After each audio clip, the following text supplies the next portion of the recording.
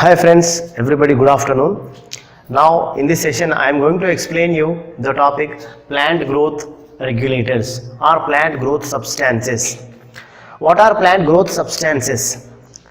All the metabolic activities of the plants are controlled by some special chemicals or by some special substances. These substances are called as plant growth regulators or plant growth hormones, or also called as phyto hormones. The term phyto means plant, hormones means the substances which can control and coordinate all the activities of plant body. So that these are all called phyto hormones or plant growth substances. Generally in all the organisms, especially in animals, all the metabolic activities are controlled by some special systems. Especially in animals, endocrine system by releasing hormones, and a nervous system by sending nerve impulses or nerve signals. They will have some control and coordination among all the activities or all the metabolisms.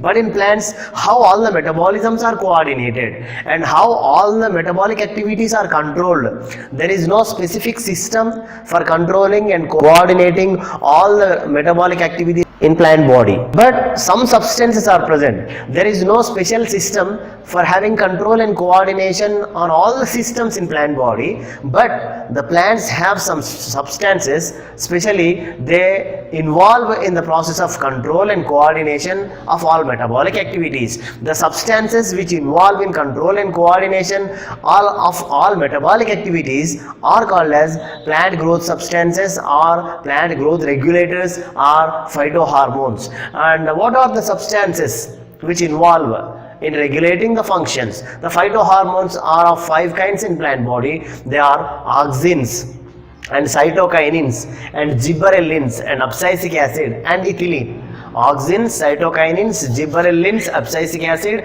and ethylene are the examples for phyto hormones. Now let's try to learn in detail what is the role of auxin and what is the role of cytokinin, like that. What are the roles of all phyto hormones? But here one thing, the auxins and cytokinins and gibberellins, they encourage the growth of any activity. They involve in motivating or initiating all the life activities or all the metabolic activities of plant body. Whereas the role of abscisic acid and ethylene is suppression of the growth or any activity. So that these cytokinin, auxin and gibberellins are the initiators of metabolic activities, whereas abscisic acid and ethylene are the suppressors or inhibitors of all metabolic activities of plant body. Like this, they have some coordination when the activity has to be increased, when the activity has to be decreased. With that kind of coordination, these substances involve in encouraging the activity or initiating the activity or suppressing the activity, like that. Now let's concentrate on the special roles of all these substances clearly. First of all, auxin. The auxins involve in cell elongation. Cell elongation means increasing the length of the cell. So auxins involve in cell elongation process. Before the process of cell division, or the cells are elongated, so the length of the cell increases before the process of cell division. Like that, cell elongation takes place by the action of auxins.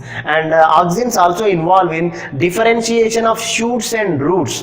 That means at the time of development, at the time of germination of seed, here when the seed germinates, some parts grow into the shoot system and some other parts of the seed grows into the shoot system.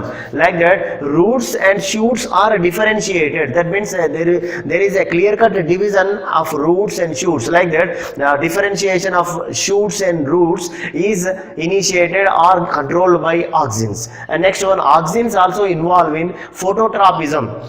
Photo means light, tropism means responding nature.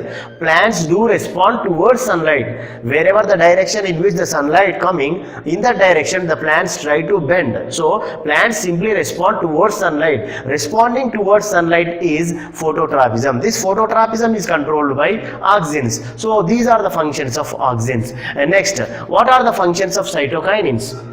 Cytokinins involve in the process of cell division. Cell division means simply division of cells for formation of new cells. So cytokinins, they initiate the process of cell division so that the plant can develop, the plant can grow. So cytokinins involve in cell division. Cytokinins involve in promotion of sprouting of lateral buds. Sprouting of lateral buds, that birds Buds are the small structures which are formed before the formation of flower. So all the flowers are developed from buds only. But buds are of two kinds, lateral buds and terminal buds. Terminal bud means the bud which is formed on the top of the plant, that is terminal bud.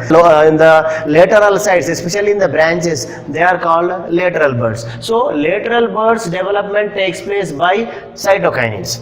Next, cytokinins help in delaying the aging of leaves. That means cytokinins keep the leaves very fresh, or cytokinins makes the leaf younger, to appear younger. That means aging process can be delayed. So delaying the aging of leaves is done by cytokinins. And cytokinins also help in opening of stomata. Stomata are the holes present under the leaves. So stomata, when the stomata gets closed and opened, due to the regulation of stomata only, transpiration occurs and exchange of gases. All these processes occur only through the stomata. Like this, of course, stomata are very important because exchange of gases and transpiration process occurs, and even respiration process occurs only through the stomata. Here, stomata opening can be controlled by, the stomata are opened by the action of cytokinins. And next, gibberellins. The role of gibberellins is like this. Gibberellins help in germination of seeds. Germination of seeds means seed dormancy has to be broken. When the seed dormancy is broken, automatically germination process is initiated. What is mean by seed dormancy? Seed dormancy means all the activities of seed will be totally inactive. All the activities are in passive mode, so that the seed immediately will not germinate. When the seed is thrown outside, the seed will sleep some days. That means the seed will spend some time in some dormancy mode. When the seed gets favorable conditions, automatically here germination process is initiated. Seed dormancy means what? Seed will not germinate when the conditions are unfavorable. Whenever the seed gets favorable conditions like sufficient amount of water and sunlight and all the surroundings, then the seed try to germinate. And before getting the favorable conditions, or until it gets favorable conditions, it will be in some inactive mode. The inactive mode of a seed is called as seed dormancy.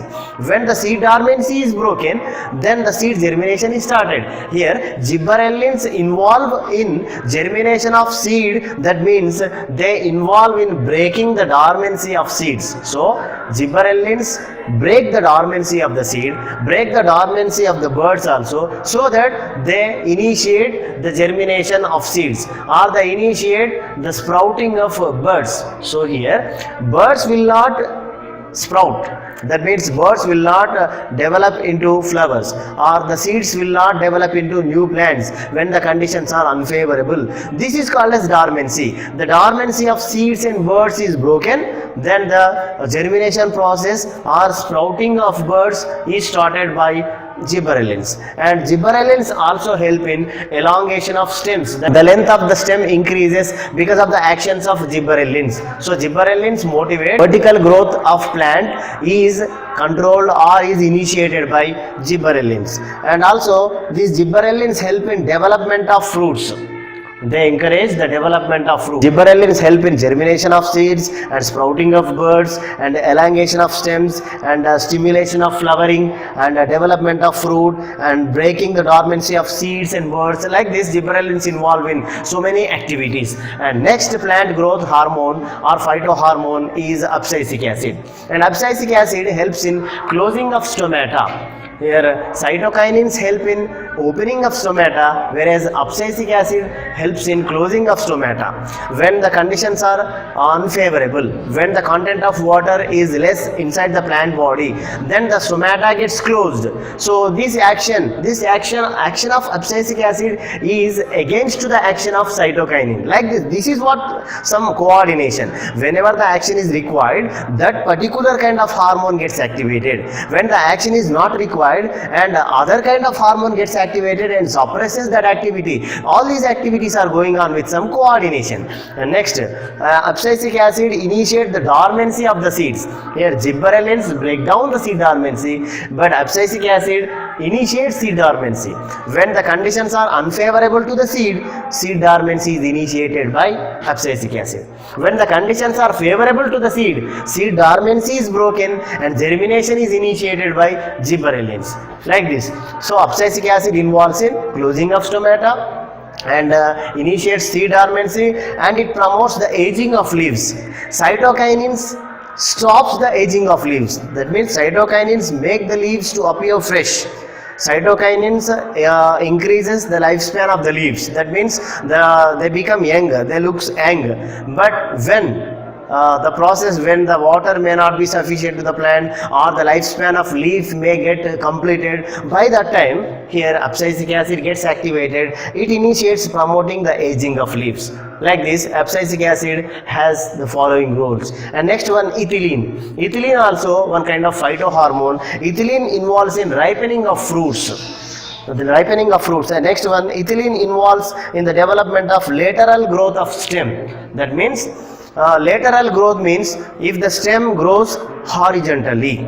Generally the stems grow vertically upwards, but if the plant continuously grows vertically upwards, the stem may be broken easily. Whenever it is growing vertically, and at the same time it has to grow even horizontally also. The horizontal growth of the stem is controlled by ethylene, but the vertical growth of the stem is controlled by gibberellins. Here gibberellins involve in elongation of stem, but here ethylene involves in lateral growth of the stem. Like this, plants, they have some coordinations among all the activities by some hormones. All these hormones involve in different functions to have the control on all the functions and to have the coordination among all the functions. These are all phytohormones or plant growth substances or plant growth regulators.